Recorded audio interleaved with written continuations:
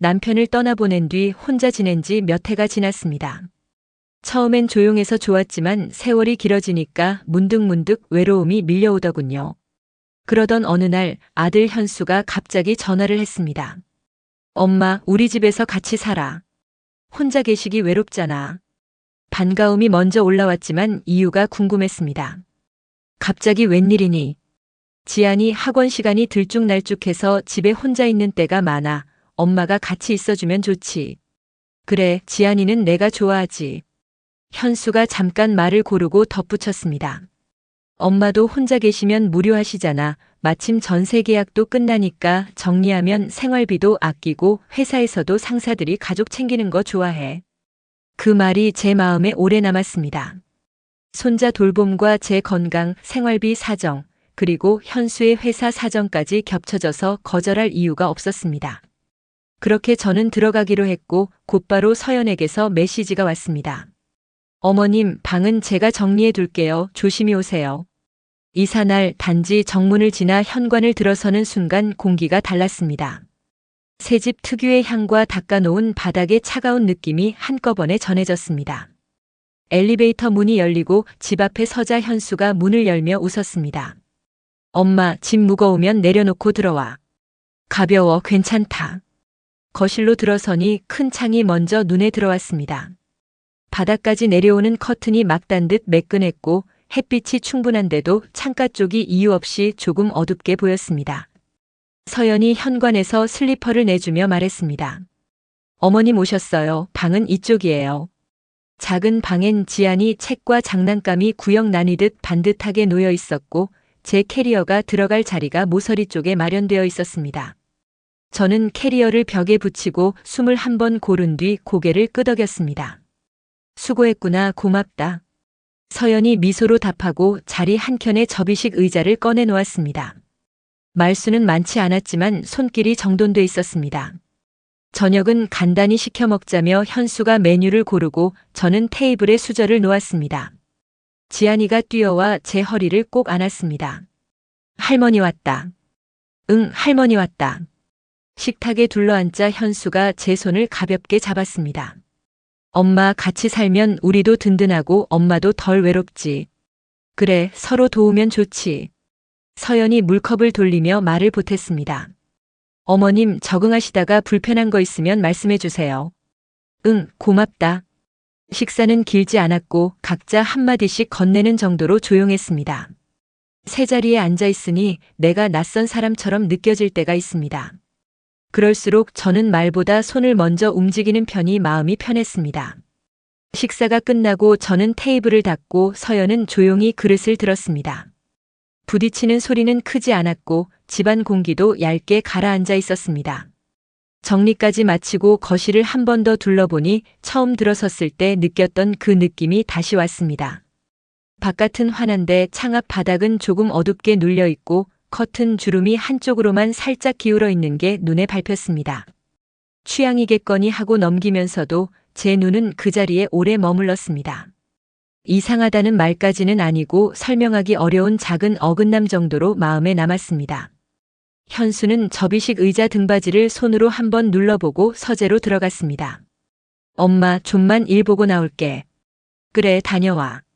서연은 지안이 숙제를 챙겨 방으로 들어갔고 거실에는 TV 화면 보호기가 흐릿하게 움직였습니다. 낯선 밤일수록 손을 비워두면 생각이 길어지니 저는 제 방에서 내일 입을 옷을 꺼내 의자에 걸어두고 세면대 수건을 새로 바꿔놓았습니다. 새로 같이 살게 된 집이니 제가 먼저 조심하고 맞추는 게 맞다고 스스로에게 말했습니다. 지금 제게 필요한 건 말수를 줄이고 손을 느리게 하는 일이라고 생각했습니다. 그래서 그날은 더 보태지 않고 그대로 잠을 청했습니다. 이 집에 어울리는 속도를 먼저 배우자고 마음속으로 다짐했습니다. 새벽이 가까워오자 집안의 소리는 완전히 가라앉았고 저는 그 조용함을 들으며 천천히 잠들었습니다. 아침 설거지를 마치고 거실을 정리하다가 큰 창 앞에서 걸음을 멈췄습니다. 커튼 천이 생각보다 두껍고 상단 헤더가 단단히 고정돼 있었고 오른쪽에서 3칸쯤 되는 주름이 유독 가지런했습니다. 손끝으로 살짝 눌러보니 그 구간만 미세하게 더 단단했고 손때가 거의 묻지 않은 느낌이 분명했습니다. 무리해서 당기지 않고 소매 끝으로 먼지를 쓸 듯 한번 훑고는 물러섰습니다. 어머님, 거실 커튼은 제가 관리할게요. 길어서 다루기 불편하실 거예요. 서연이 부드럽게 말했고 저는 바로 고개를 끄덕였습니다. 그래, 손이 약해서 무거운 건 못 다뤄. 말은 짧게 주고받았지만 거실 커튼은 손대지 않는 게 이 집의 약속이라는 걸 알 수 있었습니다. 점심 준비를 해두고 소파에 앉아 있는데 지안이가 미술 공책을 들고 와 옆에 바짝 붙었습니다. 할머니, 오늘 창문 그렸어. 공책 속엔 집 모양과 함께 큰 창이 그려져 있었고 창틀 안쪽 너머로 파랑, 하양, 빨강 세 줄이 정확한 간격으로 그어져 있었습니다. 색이 예쁘네. 이 세 줄은 뭐니? 그냥 커튼 뒤에 있는 줄. 커튼 뒤에 줄이 있어. 응, 아빠가 항상 순서대로 하래. 아이는 대수롭지 않게 말했고 저는 웃으며 머리를 쓰다듬었습니다. 선생님이 집 그려오라 하셨어. 그래, 우리 집 잘 그렸다. 색을 칠하는 손이 익숙했고 세 줄 간격이 또렷하게 일정했습니다. 습관처럼 반복해본 자리에서 나오는 손놀림이었습니다. 부엌에서 물을 받으며 서연에게 넌지시 물었습니다. 지안이가 창문 그림에 색줄을 넣더라고.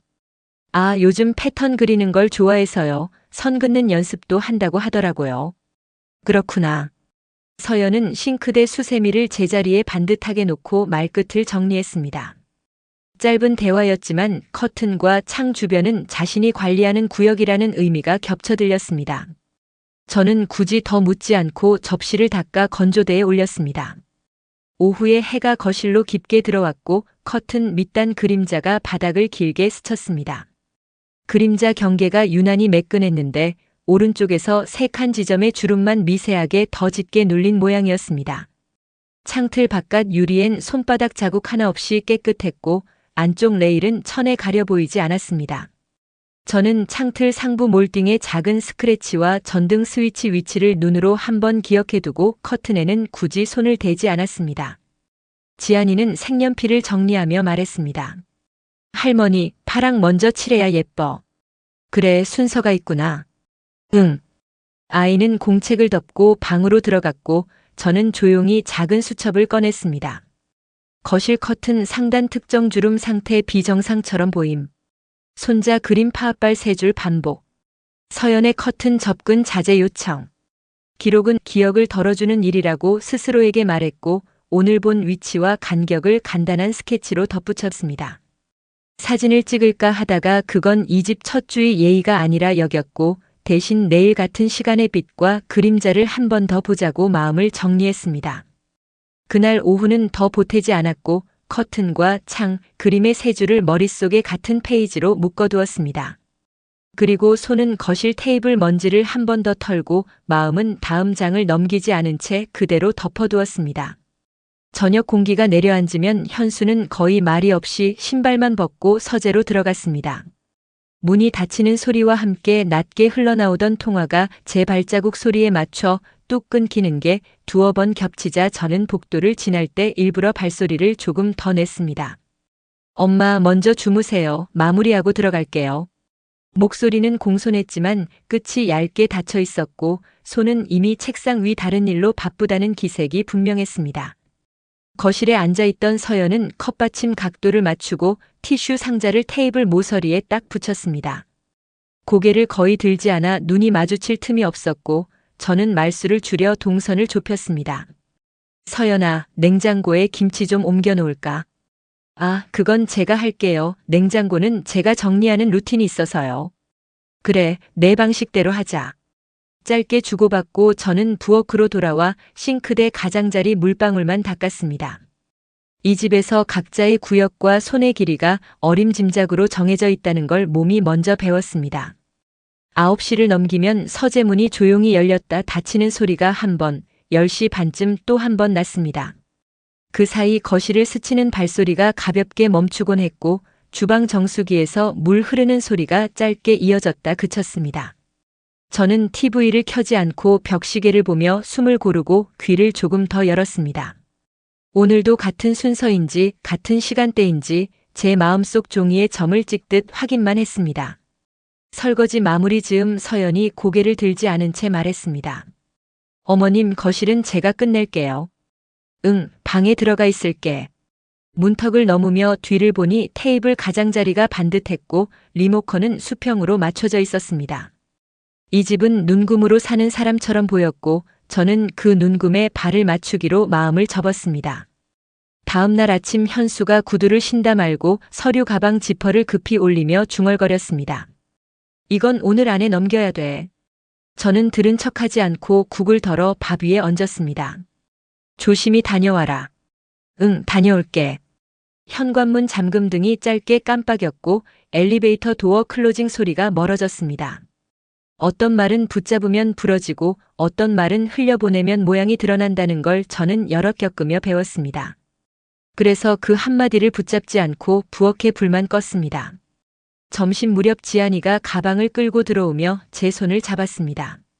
할머니, 오늘 미술 시간에 선생님이 순서가 중요한 거라고 했어. 그래, 뭐든 순서가 있지. 우리 집 창문도 순서가 있어. 그래, 너는 기억력이 좋구나. 아이는 해맑게 웃고 신발을 가지런히 맞췄습니다. 습관에서 나온 정도는 억지로 흉내낼 수 없다는 걸 저는 잘 압니다. 오후에 서연이 커피를 내리며 컵받침을 또렷하게 중앙에 놓았습니다. 저는 일부러 한 걸음 떨어져 서서 물었습니다. 저녁 반찬은 뭘로 할까? 간단히요. 지아나 숙제 먼저 보고할게요. 그래. 대화는 짧고 동선은 겹치지 않았고 부딪히는 소리가 없었습니다. 집안의 소음이 적을수록 작은 변화를 더 또렷하게 듣게 됩니다. 그 덕분에 밤마다 같은 시간대에 스치는 발소리와 문 여닫힘이 반복되는지 아닌지 제가 확인하기 쉬웠습니다. 해가 기울자 현관 앞 복도가 어둑해졌고 바깥에서 초인종 테스트 같은 띵소리가 한 번 났습니다. 서연이 인터폰 화면만 확인하고 아무 말 없이 껐습니다. 저는 창가 쪽 커튼 그림자가 바닥을 어떻게 덮는지 눈으로만 확인하고 손은 대지 않았습니다. 어제와 같은 길이, 같은 경계, 오른쪽에서 세 칸 지점이 조금 더 눌린 듯 보이는 건 착시일 수도 있었고 아닐 수도 있었습니다. 잠들기 전 수첩을 펴고 짧게 썼습니다. 야간 서재 이동 지속. 복도 발소리 2차례. 말끝 닫힘 변화 없음. 아이의 순서 언급 재등장. 적고 덮고 불을 껐습니다. 그냥 습관처럼 기억을 덜어두는 일이었습니다. 다음 날 저녁도 비슷했습니다. 현수는 식탁에 앉아 두어 숟갈 뜨고는 먼저 들어갈게 하고 서재로 갔습니다. 서연은 그릇을 치우며 어머님은 쉬세요 하고 지안에게는 숙제부터 라고 짧게 말했습니다. 저는 물 한 잔을 따라 마시고 자리에서 일어나 거실 시계를 한번 올려다봤습니다. 밤이 깊어지면 서재문은 또 조용히 열렸다 닫혔고 거실을 스치는 발소리는 같은 지점에서 멈췄습니다. 이상하게 그 소리를 들을 때마다 저는 숨을 고르고 귀를 더 열었습니다. 이틀 사흘 같은 패턴이 이어지자 마음속 퍼즐 조각들이 같은 쪽으로 기울기 시작했습니다. 그렇다고 손을 뻗을 생각은 없었습니다. 손을 뻗는 순간 모양이 바뀌는 일들이 있음을 저는 알고 있습니다. 그래서 그날도 문턱에서 멈추고 제 방으로 들어가 등을 기대고 수첩을 덮었습니다. 내일은 말을 더 줄이고 듣는 시간을 조금 더 늘리자고 마음을 정리했습니다. 그리고 불을 끄고 누웠습니다. 거실 쪽 아주 얇은 소리가 한 번 더 스치고 지나갔고 저는 그 소리를 오늘의 마지막 줄에 조용히 붙여두었습니다. 토요일 오후 지안이와 거실 테이블에 마주 앉아 색연필을 꺼냈습니다. 할머니, 파란색 먼저.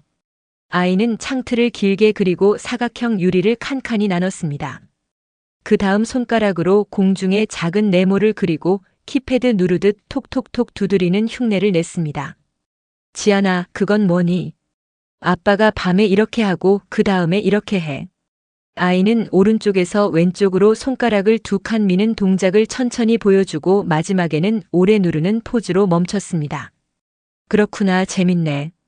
저는 숫자를 묻지 않았습니다. 아이에게 굳이 더 구체적으로 물어볼 생각도 없었고 지금은 그저 아이가 어떤 걸 흉내내는지만 알아두면 된다고 여겼습니다. 집에서는 가전제품이나 현관 보안 패드도 비슷한 동작을 하니 그런가 보다 생각했습니다.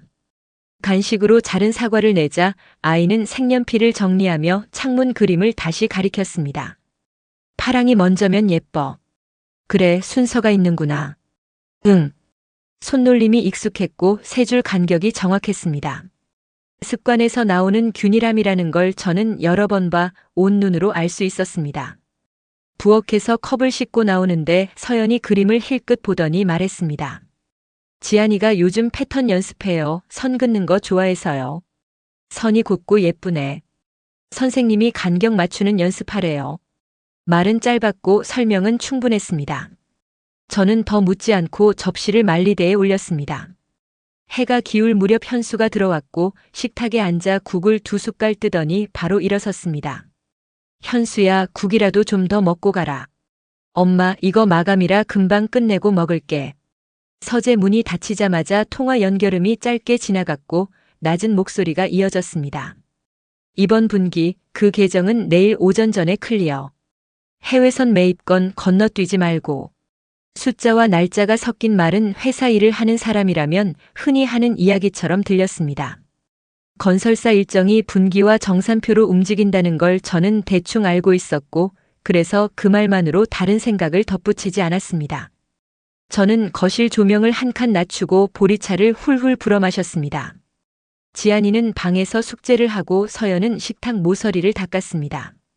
집은 조용했고 조용한 만큼 작은 소리들이 또렷했습니다. 서재 쪽에서 의자가 밀리는 소리, 복도를 스치는 발소리, 주방 정수기에서 물이 한 번 흐르고 멎는 소리. 규칙이라기보다 일정한 생활 리듬에 가까운 소리들이었습니다. 테이블에 앉아 수첩 한 장을 펼치고 아이가 보여준 동작을 간단히 그려두었습니다. 오른쪽에서 왼쪽으로 2칸 이동. 3번의 규칙적인 터치. 마지막 길게 누르기. 아이가 요즘 즐겨하는 동작을 기억하는 메모였습니다. 나중에 같이 놀이를 할 때 순서를 맞춰주려면 이런 기록이 편합니다. 밤이 깊어지자 서재 문이 한 번 열렸다 닫혔고 현수는 부엌 쪽을 향해 짧게 걸음을 옮겼다가 다시 돌아갔습니다. 저는 일부러 TV를 켜지 않고 벽시계를 한 번 보고 일어섰습니다. 서연아, 난 먼저 들어갈게. 네, 어머님 쉬세요. 제 방으로 들어와 스탠드를 끄기 전에 수첩에 오늘 날짜만 적고 덮었습니다. 아이가 보여준 손동작과 저녁의 소리들을 같은 페이지에 묶어두면 내일은 오늘보다 덜 낯설겠다는 생각이 들었습니다. 불을 끄자 얇은 정적이 방 안에 가라앉았고 저는 그 정적을 지나 잠에 들었습니다. 다음 날 오전 서연과 지안이 외출한 시간에 저는 거실로 나갔습니다. 커튼을 잡아내리지 않고 상단 레일과 천의 경계만 확인했습니다. 손을 대지 않기 위해 소매로 가볍게 가장자리 먼지를 훑고 휴대폰으로 근접 촬영을 했습니다. 오전 10시 12분 남양창 우측에서 좌측 2칸 헤더 하단 금속 반사. 날짜와 시간과 위치를 또박또박 읽어 영상 파일에 남겼습니다.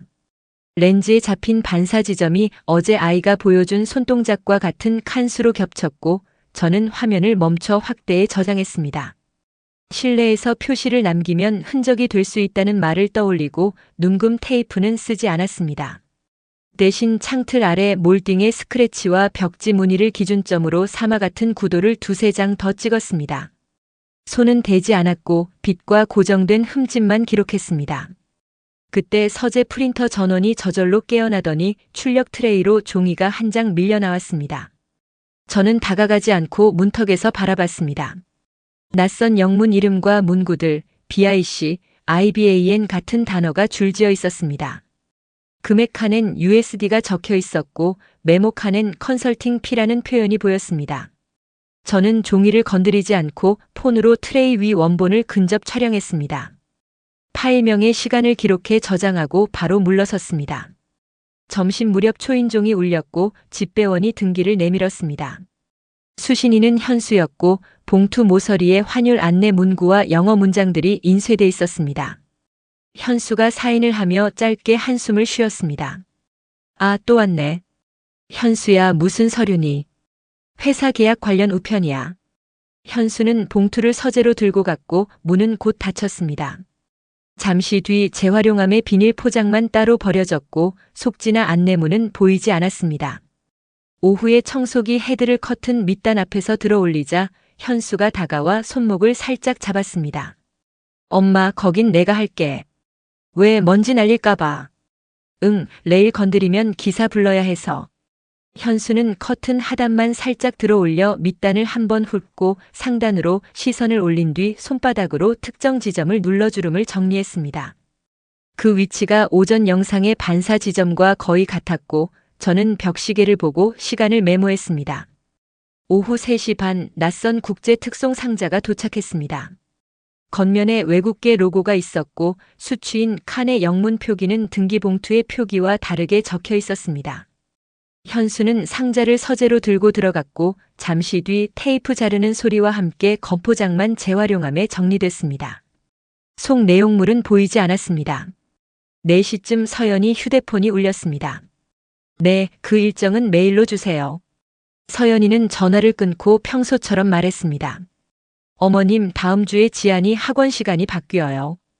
그래, 그럼 낮에 집에 혼자 있는 시간도 바뀌겠구나. 네, 그래서 어머님이 계셔주시는 게 마음이 편해요. 말은 고마움에 가까웠지만 낮 시간대에 누가 어디에 있는지 분명히 해두려는 뉘앙스가 겹쳐 들렸습니다. 해가 돌아오자 상단 헤더 아래 금속 반사가 한 번 더 얇게 찍혔습니다. 저는 더 이상 사진을 늘리지 않고 오늘 기록만 정리하기로 했습니다.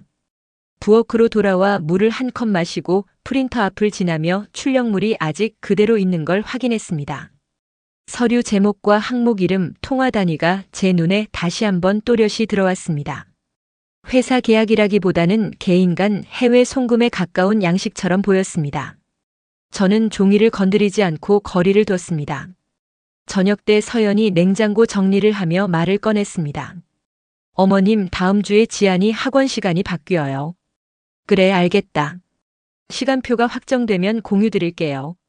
서연은 메모 앱에 무언가를 적었고 저는 반찬통 뚜껑을 닫으며 시선만 거실 쪽으로 돌렸습니다. 서재 문틈 불빛이 한번 깜빡였다 꺼졌고 정수기에서 물이 짧게 흐르다 멎었습니다.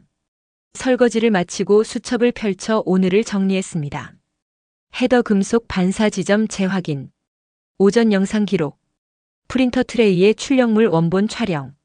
등기봉투의 영어 문구와 국제 특송 상자 영문 표기 불일치. 포장만 폐기되는 패턴 반복. 낮 시간대 동선 통제성 언급. 그동안의 수첩 내용을 다시 들여다보니 뭔가 불안해졌습니다. 커튼은 생활 습관으로 볼 여지가 있었지만 그 커튼 뒤 숨기려고 하는 듯한 금속 상자. 프린터에 남은 해외 송금 서류와 회사 계약 서류라는 등기와 수상한 국제 특송 상자. 회사도 아닌 집으로 온 것도 생각해보니 이상했습니다. 정상적인 회사 일이 아니라는 생각이 강하게 들었습니다. 더 이상 제 생각만으로 판단하긴 어려웠습니다. 맞으면 맞는 대로, 틀리면 틀린 대로 제 기록을 제3자의 눈으로 점검받아야겠다고 생각했습니다. 그래서 수첩 맨 앞장에 내일 해야 할 일을 적었습니다. 기록 정리, 원본 백업, 공식 상담 창구 확인. 펜 뚜껑을 닫으며 마음을 정리했습니다. 의심을 키우려는 게 아니라 확인을 받기 위한 준비를 마친 밤이었습니다. 다음 날 오전 저는 전화번호부에서 오래된 이름을 찾았습니다. 영자야, 나 정자야. 너 웬일이야? 조심스럽게 좀 물어볼 게 있어. 목소리만으로도 상대가 긴장하지 않게 하려고 저는 이상하다는 표현보다 이게 정상인지 모르겠다는 쪽으로 말을 골랐습니다. 점심 전 시장 근처 조용한 카페에서 만나자고 약속을 잡았습니다.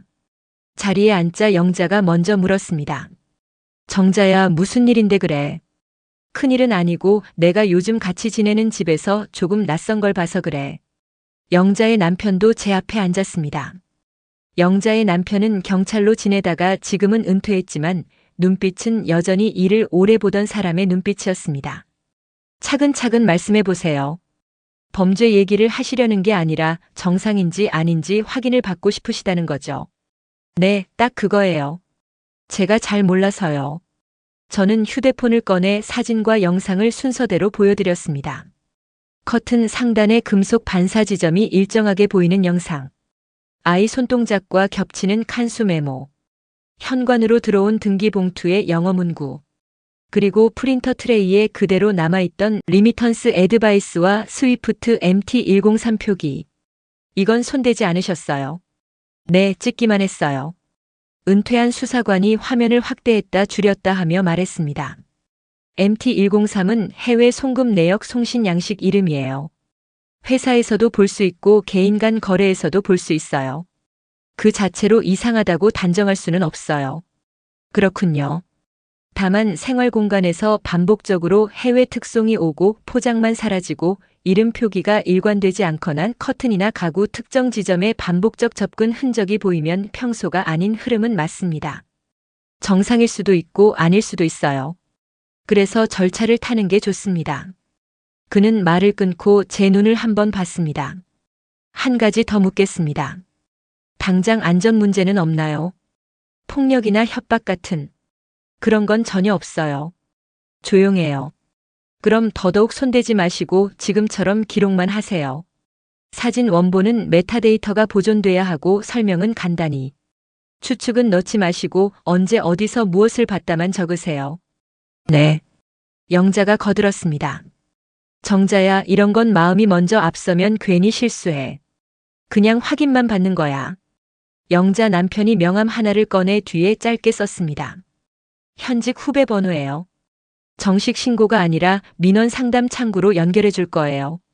제가 미리 통화해 놓겠습니다. 경제범죄나 외환 쪽은 내부에서 판단이 갈릴 수 있으니까 일단 상담을 통해 정상일 수도 비정상일 수도 있는 지점들을 체크해 보세요. 그쪽에서 보기에도 확인이 필요하면 이후 절차를 알려줄 겁니다. 저는 고개를 끄덕였습니다.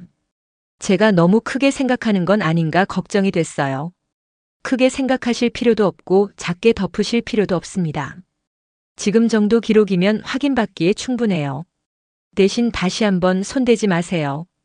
카페를 나와 버스를 타고 오는 길, 저는 휴대폰의 앨범을 한 번 더 훑었습니다. 사진 파일에 촬영 시간이 고르게 찍혀 있었고 같은 구도와 같은 각도에서 찍힌 이미지들이 연속으로 정리돼 있었습니다. 언제, 어디, 무엇만 남겨두고 왜는 남에게 묻자고 스스로에게 다시 말했습니다. 집에 도착하자마자 저는 조용히 방에서 전화를 걸었습니다. 후배 수사관은 생각보다 담담했습니다. 네, 김정자님. 내사 전 민원 상담 단계에서 확인할 수 있는 범위가 있어요. 보유 자료는 원본 상태로 지참해 주세요. 메모는 별도로 정리해 오시면 좋습니다. 제가 본 게 정상일 수도 있어서요. 그럴 경우에도 괜찮을까요? 그럼요. 정상으로 확인되면 그걸로 끝입니다. 중요한 건 안전과 훼손 방지예요. 알겠습니다. 약속 날짜와 시간을 맞추고 전화를 끊자 마음이 조금 가벼워졌습니다. 제 판단이 아니라 절차가 움직이기 시작한다는 느낌이 들었습니다. 부엌으로 나가 저녁 준비를 하며 평소처럼 물었습니다. 현수야, 주말에 집에 있니? 아마 아닐 수도. 출장이니? 엄마, 그냥 회사 일. 답은 짧았고 고개는 서둘렀습니다. 저는 더 묻지 않고 된장국감만 보았습니다. 이상하다, 정상인가 판단이 흔들릴 때는 말수가 줄어드는 게 저한테는 안전했습니다. 밤이 되자 서재문이 열렸다 닫히는 소리가 평소대로 두세 번 이어졌습니다. 거실로 옮겨가는 발소리가 일정하게 스쳤다가 멈췄고 정수기 물 흐르는 소리가 짧게 났다 꺼졌습니다. 저는 벽시계를 보면서 마음속으로 시간을 셌습니다. 11시 5분, 11시 29분, 12시 17분. 새로울 것도 없고 모난 것도 없는 생활 소리였지만 내일이면 이 기록을 객관적인 눈앞에 올려둘 수 있다는 사실이 다르게 느껴지게 했습니다. 방에 들어와 수첩 첫 장을 펴고 오늘 한 일을 짧게 정리했습니다. 친구와 면담, 은퇴 수사관 조언, 민원 상담 예약 완료, 손대지 않기 재확인, 마지막 줄에 한 문장을 덧붙였습니다. 범죄라고 단정하지 않음, 정상 여부 확인 목적. 펜을 내려놓자 마음이 조금 더 고르게 내려앉았습니다. 이제 남은 건 내일 정해진 시간에 가서 제가 본 것을 있는 그대로 보여주는 일뿐이었습니다. 그 생각으로 스탠드 불을 끄고 누웠고 집안의 얇은 소리가 다시 한번 지나가는 것을 조용히 들었습니다. 민원 상담실 대기석은 생각보다 조용했고 전광판 숫자만 느리게 바뀌었습니다. 문이 열리고 담당 수사관이 손짓했습니다. 안녕하세요, 김정자님. 예, 부탁드립니다. 자리에 앉자 저는 휴대폰을 비행기 모드로 바꾸고 원본 폴더를 열었습니다. 사진과 영상이 여기에 있습니다. 수사관이 접수증을 건네며 말했습니다. 오늘은 상담 단계입니다. 확인 가능한 범위에서만 말씀드릴게요. 단정은 어렵습니다. 그는 커튼 상단 금속 반사 사진을 확대해 보더니 고개를 들었습니다. 이 정도면 어떤 설치물이 있을 가능성은 보입니다. 다만 열거나 당기신 건 아니죠. 아니요. 문틈으로 꺼내는 걸 본 것뿐이고 저는 손대지 않았습니다. 그게 제일 중요합니다.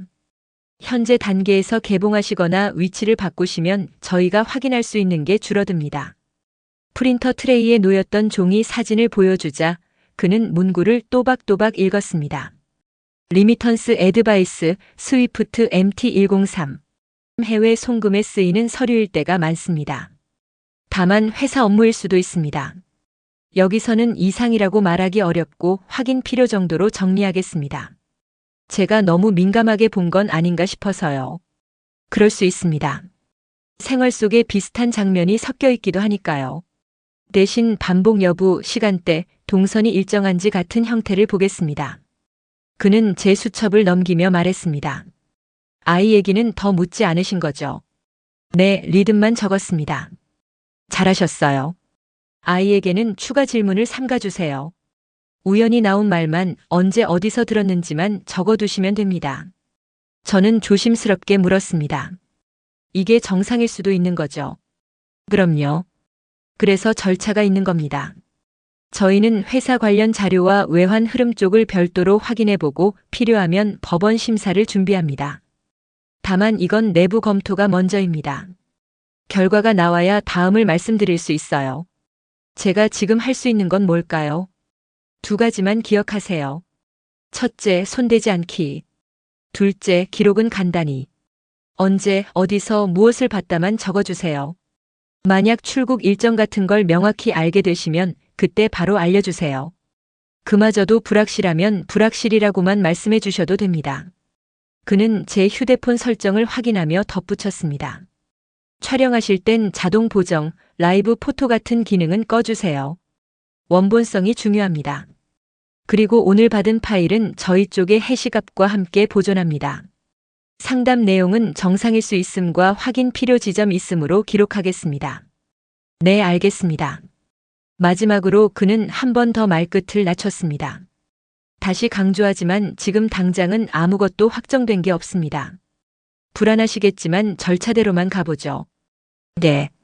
회의실 문을 나서니 손에 땀이 맺혀 있었습니다. 접수증에 적힌 자체 개봉 금지 체크 표시를 한 번 더 보고 엘리베이터 거울 앞에서 숨을 가다듬었습니다. 손대지 않기, 기록만 하기.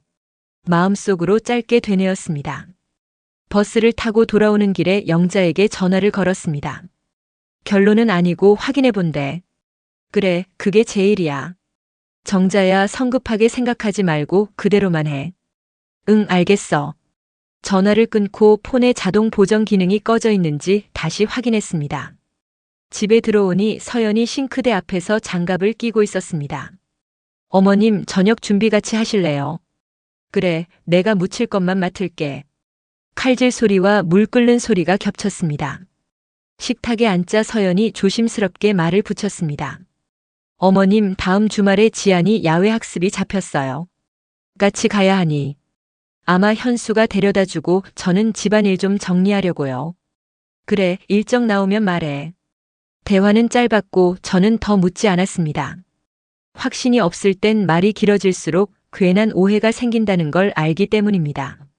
설거지를 하는데 지안이가 제 소매를 잡았습니다. 할머니, 어젯밤에 아빠 손이 빨랐어. 손이 빨랐어. 응, 딱딱딱, 그 다음에 길게.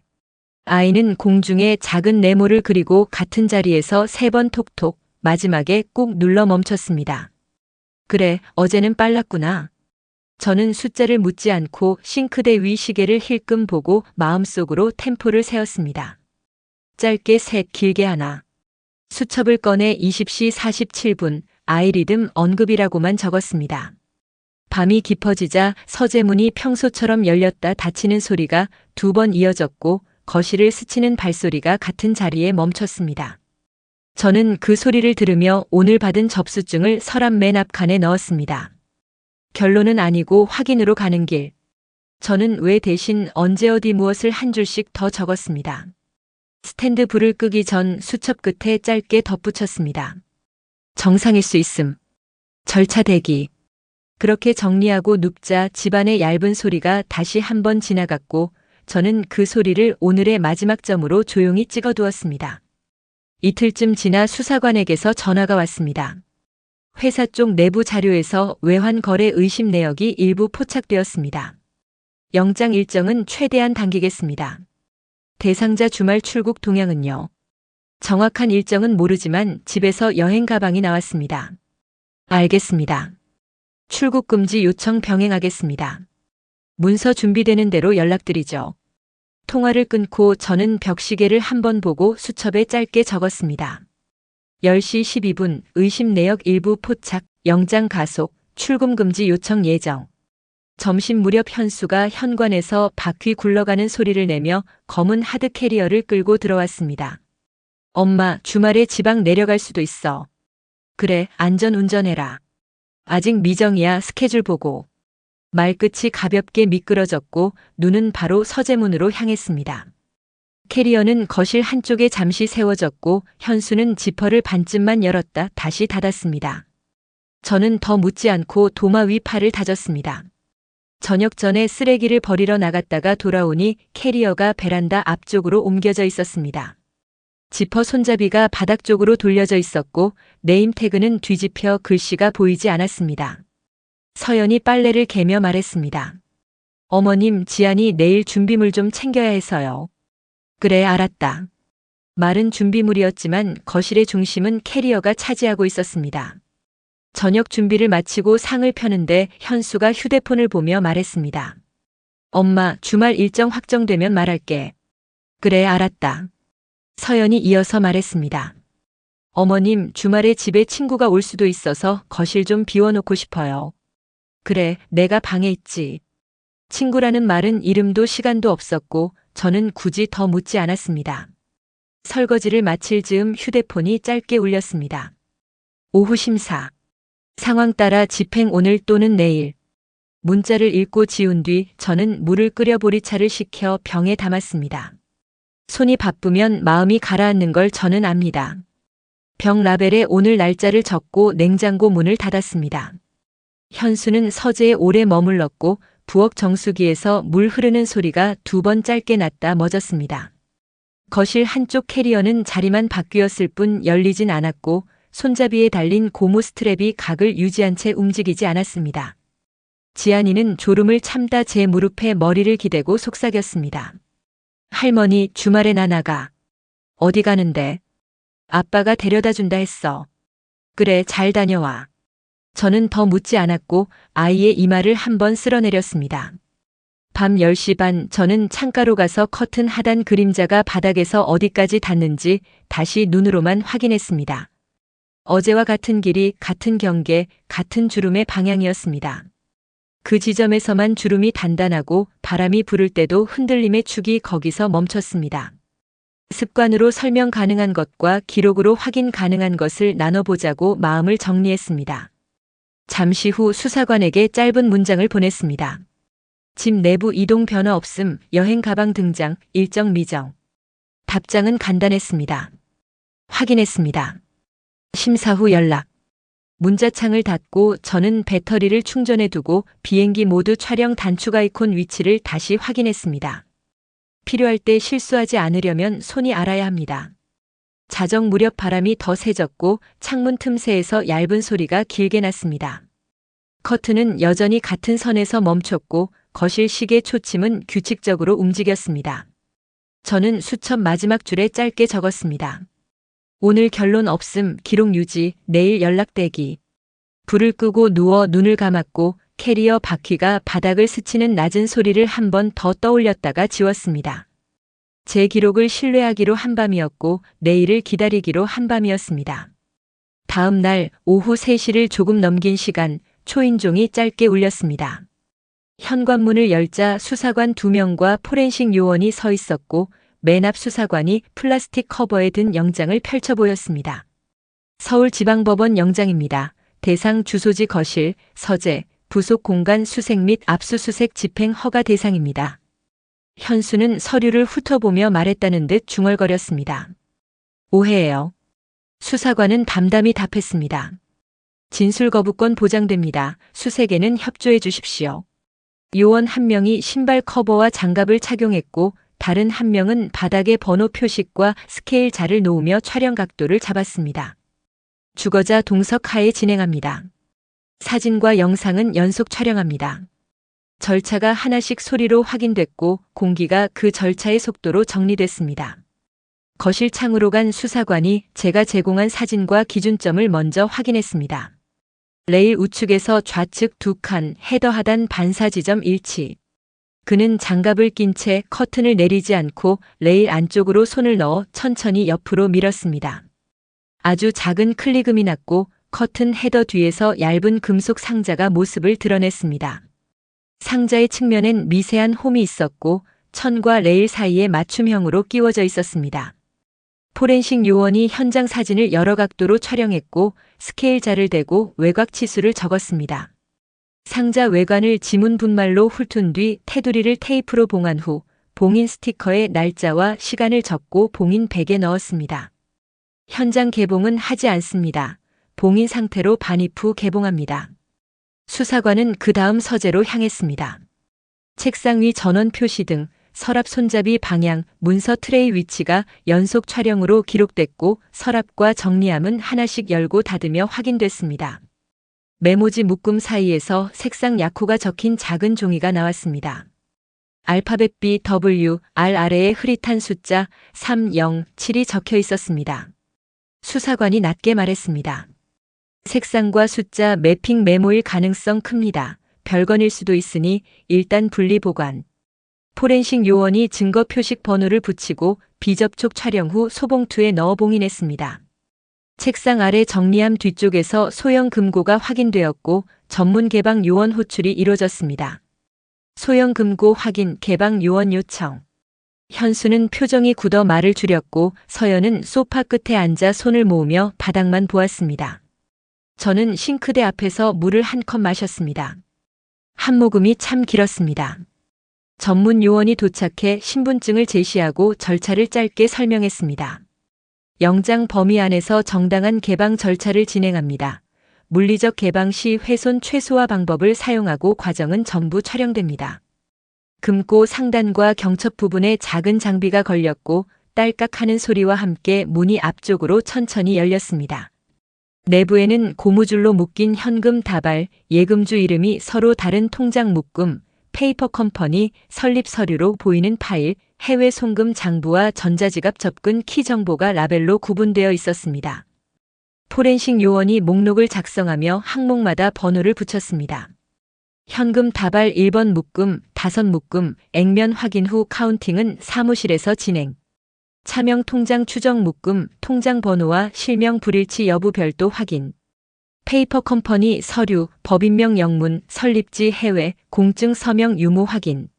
송금 장부, 수취인 BICIBAN 항목 존재, 원본 보관. 전자지갑 접근 키 정보, 종이 월렛 형태, QR 존재. 각 항목은 비닐 장갑을 바꿔 끼며 한 번에 하나씩 봉인 백으로 들어갔고 봉인 스티커엔 숫자와 이니셜이 또렷하게 써졌습니다. 수사관이 현수에게 다시 고지했습니다. 진술 거부권, 변호인 조력권 보장됩니다. 필요시 즉시 연락 가능하시고 수색은 계속됩니다. 현수는 대답하지 않았고 숨을 들이마시는 소리만 짧게 났습니다. 서연은 물 한 컵을 들었지만 입에 대지 못하고 내려놓았습니다. 거실로 돌아온 수사관은 커튼 구간을 한 번 더 육안 확인했습니다. 헤더 내부 맞춤형 삽입 구조, 레일 나사 손상 없음, 외부 흔적 최소. 그는 제게 조심스럽게 물었습니다. 김정자님, 이 지점을 처음 촬영하신 날짜와 시간, 그리고 위치 설명을 다시 한번 말씀해 주시겠어요? 오전 10시 12분, 남양창 우측에서 좌측 2칸 헤더 하단 금속 반사, 그 다음 날 같은 시간대에도 같은 지점에서 반사 확인했어요. 기록이 일관됩니다. 확인했습니다. 수사관은 제 말을 서면에 받아 적고 제 앞에서 읽어 확인을 받았습니다. 맞습니다.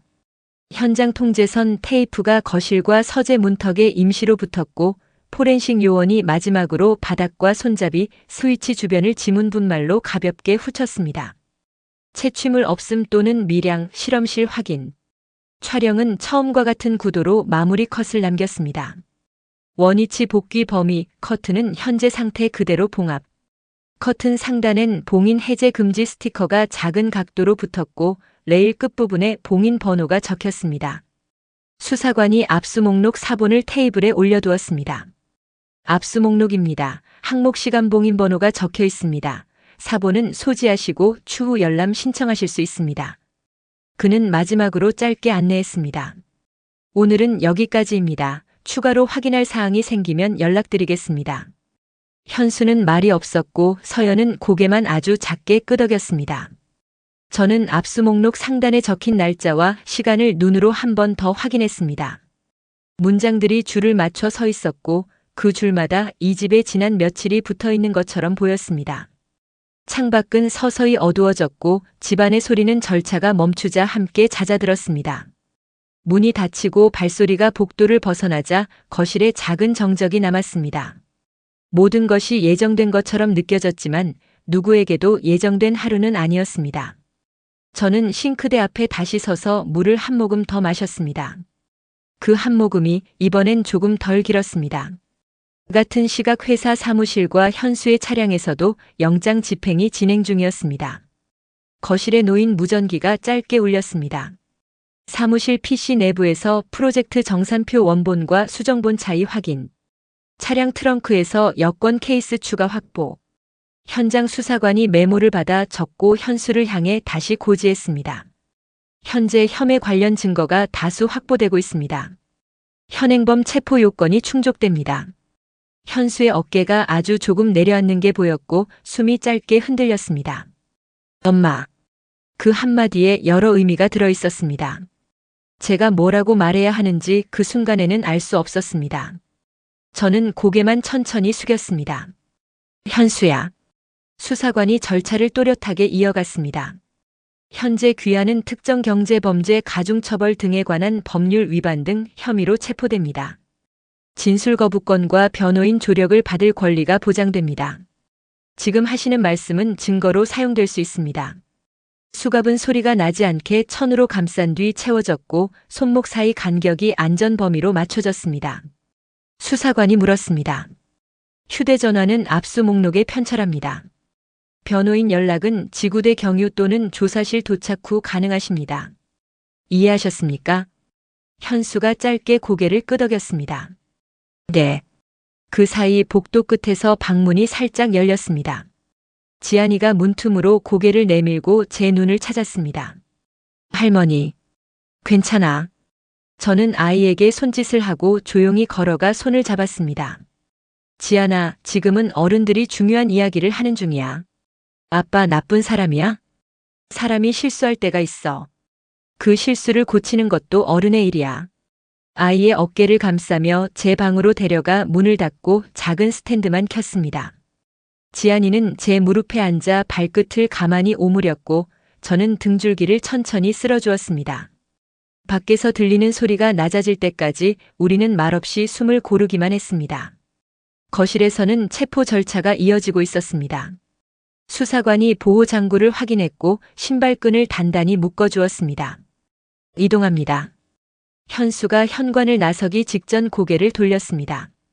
제 눈과 잠깐 마주쳤지만 말은 하지 않았습니다. 문이 닫히자 집안 공기가 한번 크게 흔들리고 나서 가라앉았습니다. 거실로 나가니 서연이 멍한 얼굴로 서 있었습니다. 어머님, 저는 그냥... 말끝이 닫혔습니다. 입술이 떨렸고 양손이 서로를 붙잡고 있었습니다. 저는 짧게 말했습니다. 지안이부터 보자. 서연이 고개를 끄덕였고 저는 방으로 돌아가 아이를 안심시키느라 낮은 목소리로 나를 눕혔습니다. 지안아, 오늘은 여기서 같이 잘까? 응. 이불을 덮어주자 아이가 제 손등을 붙잡았습니다. 할머니, 손 여기 있어. 응, 여기 있어. 거실에서는 포렌식 요원이 마지막 정리 촬영을 하고 압수 목록 사본을 테이블 위에 남겼습니다. 주거자 확인 서명 받겠습니다. 서연이 떨리는 손으로 이름을 적었습니다. 볼펜 끝이 종이를 스치는 소리가 또렷했습니다. 요원은 현관에서 마지막 안내를 했습니다. 추가로 연락드리겠습니다. 문의는 여기에 하세요. 카드 한 장이 테이블 모서리에 가지런히 놓였습니다. 문이 닫히고 발자국 소리가 엘리베이터 방향으로 사라졌습니다. 집안은 갑자기 넓어 보였고 커튼 주름은 제자리에서 아무 일도 없었다는 표정으로 서 있었습니다. 서연이 싱크대에 컵을 올려두고 물을 받아 한 모금 삼켰습니다. 어머님. 응. 지안이는 제가 재울게요. 같이 보자. 그 말로 각자의 자리를 정했고 그날 밤의 끝을 향해 천천히 움직였습니다. 아이의 방 조명을 끄고 거실로 나오니 현수의 신발 자리가 비어 있었습니다. 그 빈자리가 눈에 걸려 저는 슬리퍼 끝을 반뼘 뒤로 밀었습니다. 테이블 위 압수 목록 사본의 첫 페이지를 접어 책 속에 끼워두고 스탠드를 껐습니다. 주방 시계 초침이 일정하게 흘렀고 냉장고 모터 소리가 멀리서 낮게 났습니다. 그 소리들이 오늘을 마감하는 도장이 되어 집안을 천천히 눌렀습니다. 저는 방문 앞에서 한번 멈췄다가 방으로 들어가 조용히 누웠습니다. 눈을 감고 손등을 펴보니 아이의 작은 손 감각이 아직 남아 있었습니다.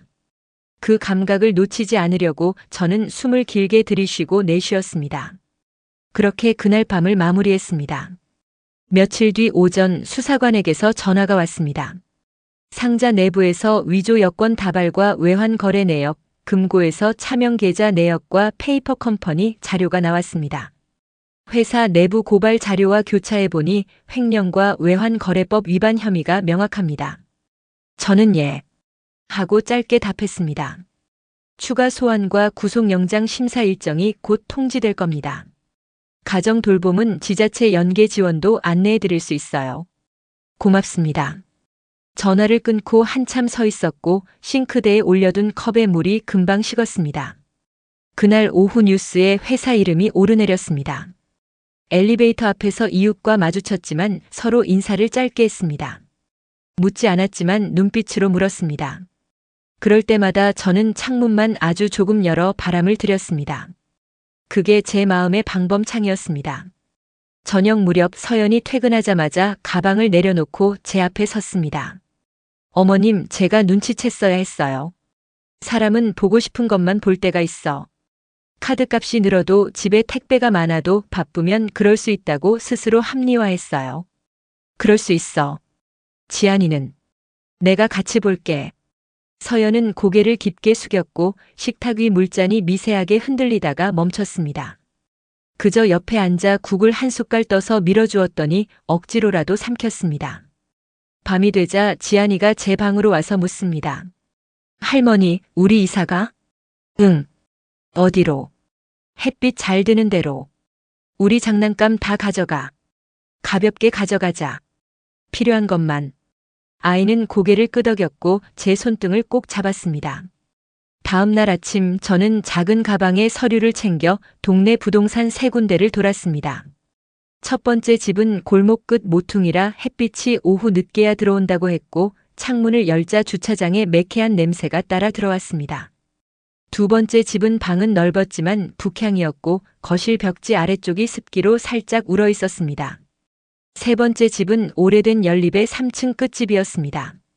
현관을 열자 나무 몰딩이 둥글게 마모되어 있었고 거실 창은 남쪽으로 크게 열려 있었습니다. 여긴 오전 9시부터 빛이 들어와요. 중개사가 커튼을 젖히자 따뜻한 빛이 바닥을 길게 그었습니다. 저는 벽을 손끝으로 두드려 보았습니다.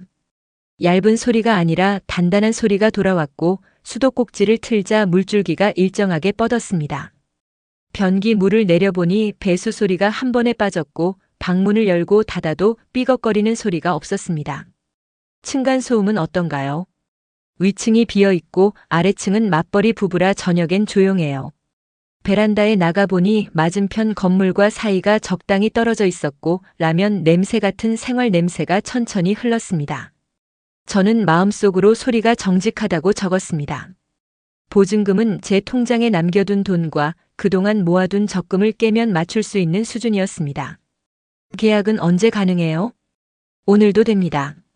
저는 잠시 서연에게 전화를 걸었습니다. 세 번째 집이 괜찮다. 방 2칸이면 지안이 방 하나, 어머님 방 하나 가능해요. 그래. 햇빛이 잘 들어. 네, 알겠어요. 계약하세요. 통화를 끊고 저는 계약서에 주민등록번호를 적고 특약란에 2가지를 요청했습니다. 보일러 점검 후 인도, 창틀 실리콘 보수. 집주인이 전화를 받아 짧게 대답했습니다. 내일 기사 보내겠습니다. 입주 전까지 마무리하죠. 계약금 이체 알림이 울리고 도장은 붉은 자국을 남겼습니다. 중개사는 열쇠 사진을 찍어 계약서에 첨부했습니다. 부동산을 나서며 횡단보도 앞에서 신호를 기다렸습니다. 바람이 옅게 불었고 머리카락이 미세하게 흔들렸습니다. 저는 가방 속 계약서를 한 번 더 만져보았습니다. 종이의 모서리가 단단했고 먹줄처럼 곧은 선이 손끝에 닿았습니다. 문자를 하나 보냈습니다. 이사 예정 주소 담당 수사관님께 공유합니다. 곧 답장이 왔습니다. 확인했습니다. 아동 관련 지원 필요시 말씀 주세요. 네. 집으로 돌아오는 길에 생활용품점에 들러 투명한 수납상자 3개와 짙은 네임 스티커 한 묶음을 샀습니다. 짐을 줄이기로 했으니 큰 상자는 사지 않았습니다. 현관문을 열자 서연이 일어나 맞았습니다. 계약했다. 잘하셨어요. 열쇠는 이사날. 네. 둘이 마주 앉아 작은 공책에 해야 할 일을 적었습니다. 전입신고, 학교 전학 상담, 이사 견적, 주소 변경, 가스 점검. 목록 끝에 저는 한 줄을 덧붙였습니다. 현관 비밀번호 새로 만들기, 창틀 실리콘 확인. 서연이 고개를 끄덕였습니다. 이번엔 단순하게 살자.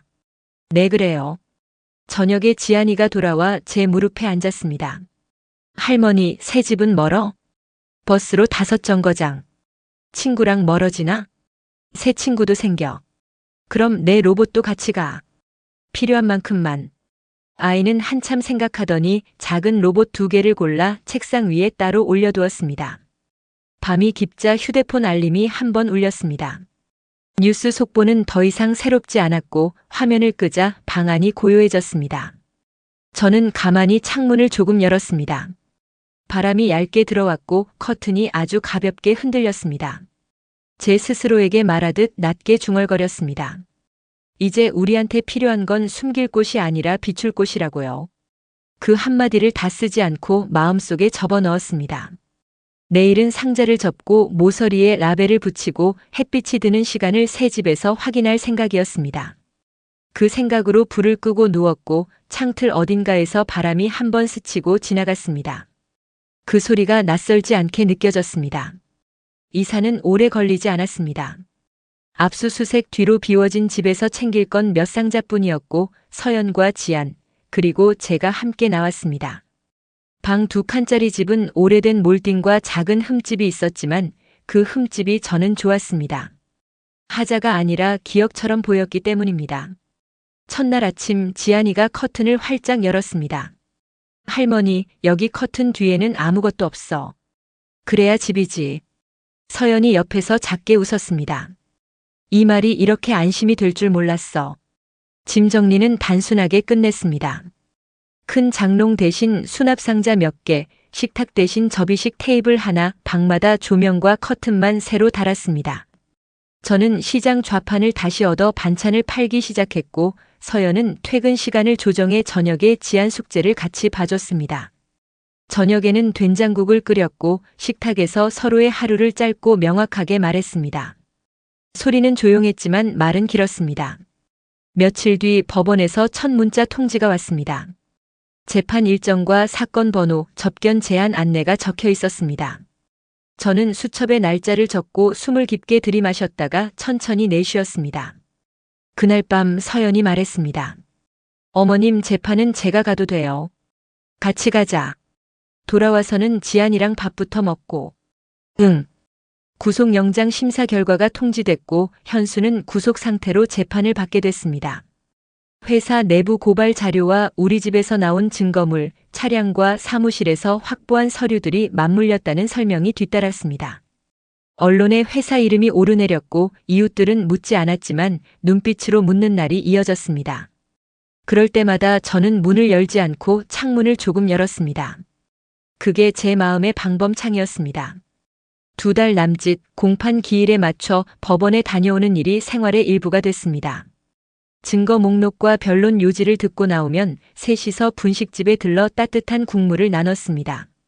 지안이에게는 법정 이야기를 하지 않았고 아이 앞에서는 숙제와 급식 이야기만 했습니다. 밤이 되면 커튼을 반쯤 닫고 창틀 실리콘을 한번 눌러보며 서로에게 짧게 확인했습니다. 괜찮지? 네, 괜찮아요. 몇 달 뒤 1심 선고가 내려졌습니다. 재판부는 특정경제범죄 가중처벌법상 횡령과 외국환 거래법 위반을 유죄로 인정했고 현수에게 징역 12년과 추징금 지급을 명했습니다. 피해자 배상 명령과 보전 압류 유지 결정도 함께 고지됐습니다. 현수는 항소 의사를 밝혔지만 법정 구속 상태는 그대로 유지됐습니다. 법정 문을 나와 계단에 앉았을 때 서연이 조용히 말했습니다. 저는 몰랐다는 말로 끝내고 싶지 않아요. 그럼 이제 아는 사람으로 살자. 네. 집으로 돌아오는 길 버스 창으로 오후 햇빛이 길게 들어왔습니다. 새집 현관을 열자 지안이 먼저 달려나왔습니다. 엄마, 할머니, 오늘 체육 시간에 줄넘기 10번 넘었어. 잘했다. 내일은 20번. 가능하지. 셋이 부엌에 서서 손을 씻고 저녁을 차렸습니다. 밥, 국, 김치, 계란말이. 복잡하지 않은 메뉴가 식탁을 채우니 마음도 정리가 쉬웠습니다. 서연은 카드값과 공과금을 저와 나눠 적었습니다. 생활비는 제가 고정으로 낼게요. 시장 매상에서 고정비만 맞추면 돼. 저녁 설거지는 제가 할게요. 우리는 규칙을 단순하게 만들었고 단순한 규칙은 오래갔습니다. 지안이가 색연필을 꺼냈습니다.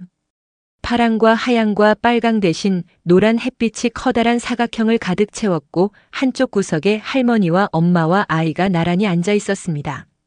할머니, 이제 비밀 없어? 응, 비밀 없어. 서연이 고개를 끄덕였습니다. 나도. 그날 밤 저는 등을 기대고 조용히 눈을 감았습니다. 집은 비싸서 따뜻한 게 아니고 정직해서 따뜻하다는 말을 속으로 한 번 더 되뇌었습니다. 창문 커튼은 바람에 가볍게 흔들렸고 커튼 뒤에는 아무 소리도 없었습니다. 우리는 필요한 만큼만 말했고 필요한 만큼만 안았고 그게 이 집의 평온을 천천히 늘려갔습니다. 끝이면서 시작이라는 말을 저는 마음속에서 조용히 접었습니다. 내일 아침에도 커튼을 열면 빛이 먼저 들어올 거라는 걸 이제는 알았습니다. 오늘도 마흔 이후 사람 공부와 함께 해주셔서 감사합니다. 이 이야기가 여러분 마음에 작은 울림이 되었다면 좋아요와 구독 그리고 알림 설정 부탁드립니다. 다음 시간에는 또 다른 인생의 이야기로 당신의 하루에 따뜻한 동행이 되어 드릴게요. 감사합니다.